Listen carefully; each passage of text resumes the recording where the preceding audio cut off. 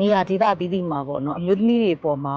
ခွဲခြားဖိနှိပ်ပြီးတော့ဆက်ဆံခံတဲ့ပုံစံမျိုးတွေလည်းကျမတို့ကြားသိနေရတာရှိတယ်ဒီလိုပုံစံမျိုးတွေဆိုလို့ရှိရင်ကျမတို့ကစီအုပ်စုကလုံးဝမဟုတ်ပါဘူးကျန်တဲ့ဘလို့အဖွဲ့အစည်းမျိုးဘလို့လူတိုင်ဝမှမဆိုကျူးလွန်လို့ရှိရင်ကျမတို့ကဒါကိုလက်သင့်ခံနိုင်လို့မရပါဘူးတော်လိုင်းရေးကိုထိခိုက်မယ်တော်လိုင်းရေးကိုအနှောက်အယှက်ဖြစ်မယ်ဆိုတဲ့စကားတွေနဲ့ကျမတို့ကဒါတွေကိုဘေးဖယ်ပြီးခြံထားလို့မရပါဘူး။ဘာကြောင့်လဲဆိုတဲ့အခါကျတော့ကျူးလွန်စော်ကန်းခံရတဲ့အမျိုးသမီးတွေမျက်နှာမှာချက်ချင်းလက်ငင်းကိစ္စတွေဖြစ်ပါတယ်။အဲ့ဒါကိုတော်လိုင်းပြီးမှရှင်းပြစုရဆိုလို့ရှိရင်တော့ဥမရင်လည်းပြောရလို့ရှိရင်တော့ဒါတော်တော်ကိုနှမသားချင်းမဆန်နိုင်တဲ့ကိစ္စပဲဖြစ်တယ်လို့ကျမတို့အဲ့လိုထင်ပါတယ်။တိတ်မကြခင်တုန်းကလည်းတချို့ဒေသတွေမှာပေါ့နော်ဒီအမျိုးသမီးအကျဉ်းသူတွေပေါ်မှာတော်လိုင်းဒေသတွေမှာကျူးလွန်စော်ကားခံတဲ့ကိစ္စတွေကျမတို့ကြားသိရပါတယ်။အဲ့ဒါကိုအရေးယူဖို့အတွက်ကိုနှစ်ချီပြီးကြားတဲ့အခါမှာကျူးလွန်ခံရတဲ့မျက်နှာသူအမျိုးသမီးတွေအတွက်က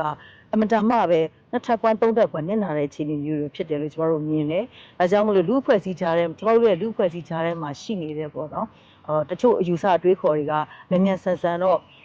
ဘာခေါ်မလဲအချိန်ကြီးပေါ့နော်အချင်းချင်းကပဲဖြစ်ပေါ့တားဆီးဖို့ဟန်တားဖို့ဘာလို့ပြည့်ပြင်စင်ကြဖို့လိုတယ်နောက်တစ်ခါဒီလိုမျိုးမျက်နှာသူတွေအတွက်ကိုလူအဖွဲ့အစည်းကထပ်ပြီးတော့နှစ်ထပ်ကွမ်းသုံးထပ်ကွမ်းနင့်လာစေတဲ့အပြုတ်မှုပြောဆိုမျိုးတွေကိုတော့မလုပ်ဖို့လိုတယ်လို့ထင်ပါတယ်ကျွန်တော်တို့နိုင်ငံရဲ့ပုံစံကနှစ်ခုတော့ရှိမယ်လို့ထင်ပါတယ်တစ်ခုကကြတော့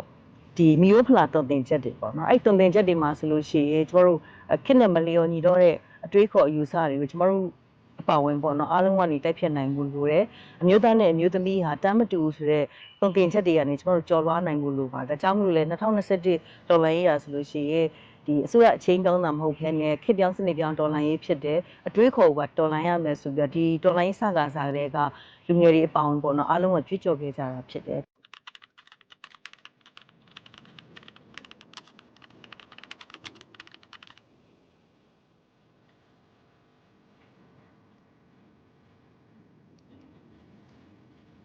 ပထမဆုံးပြောချင်တာကတော့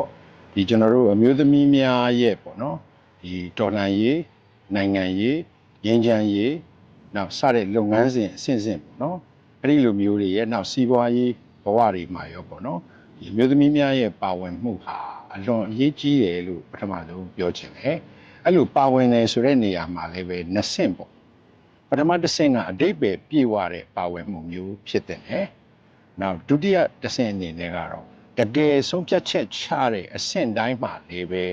တန်းတူပါဝင်တဲ့နေပေါ့အဲ့တော့ဒါကတော့ရှိရမယ့်အခြေခံမူအားလုံးရည်မှန်းပြီးတော့ရှောက်လန်းကြရမယ့်ပန်းတိုင်ပေါ့အမျိုးသမီးများရဲ့ဒီအတိတ်ပဲပြေဝပြီးတော့တကယ်ဆုံးဖြတ်ချက်ချမှတ်တဲ့နေရာတိုင်းမှာပါဝင်နိုင်ဖို့ဆိုတာမှာကဒီတိုင်းကြီးပဲလဲကျွန်တော်တို့ပေါ့နော်ပါလို့ရတယ်ဖွင့်ထားပါတယ်နော်တကားတွေဖွင့်ထားပါတယ်အမျိုးသမီးများပါလို့ရတယ်ဆိုတဲ့ဟာမျိုးနဲ့တင်မလုံလောက်ဘူးကြံတဲ့ကျွန်တော်တို့ဒီဖြည့်ဆည်းလှုပ်ဆောင်ပေးမှုတွေလည်းပဲအများကြီးလိုအပ်တယ်အဲ့တော့အမျိုးသမီးများပါဝင်ခွင့်ရှိတယ်လို့ပြောထားရုံနဲ့တနည်းအားဖြင့်ပေါ့မလုံလောက်ဘူးပါဝင်လာနိုင်အောင်အခြေအနေတွေမရှိသေးဘူးဆိုရင်ပါဝင်လာနိုင်အောင်အခြေအနေတွေကိုကျွန်တော်တို့ကဖန်တီးပေးရမှာပေါ့